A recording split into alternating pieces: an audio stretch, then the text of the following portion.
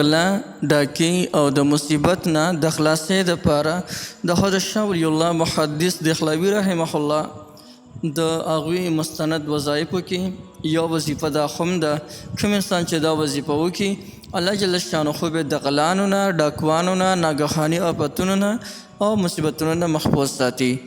بسم الله الرحمن الرحیم. السلام علیکم ورحمت الله وبرکاته. زما وروڼو او خویندو، نن درته د قرآن مجید یو مختصر غوندې صورت خیمه، یو مختصر غوندې آیات درته خیمه.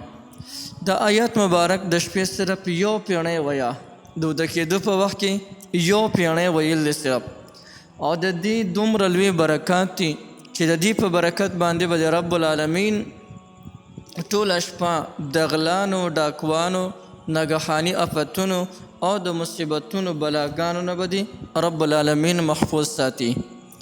دونه مبارک آیات مبارک دی، هغې ته ویلی شي آیات الکرسي. دا به څنګه وایي؟ د دې وظیفې کولو طریقه درته ښیم. صرف یو پیړۍ ویل دي، لیکن طریقې لږ شان جدا ده، کوم چې د حضرت شاه ولی الله محدث دخلاوي رحمه الله نه رانقل ده. هغوی چې څنګه ویل د بالکل په همغه طریقې سره د دې وظیفه تاسو وکړئ.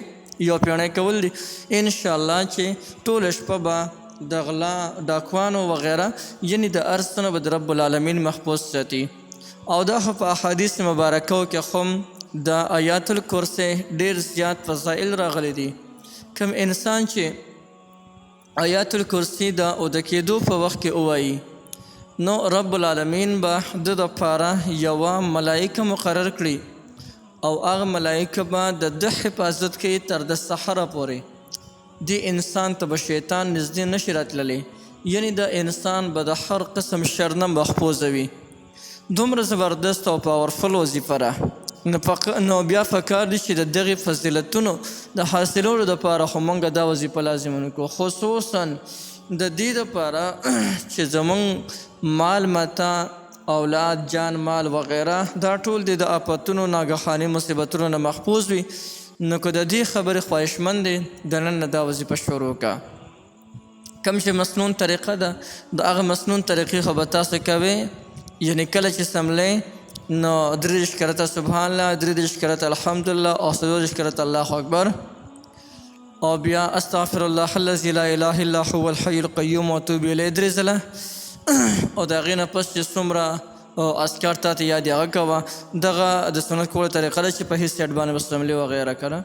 د هغې نه علاوه ته چې کله هم سملې نو یو پیړۍ به د بسم الله الرحمن الرحیم سره، یعنی مخکې بسم الله الرحمن الرحیم ووې، او بیا به یو پیړۍ آیات الکرسي ووې.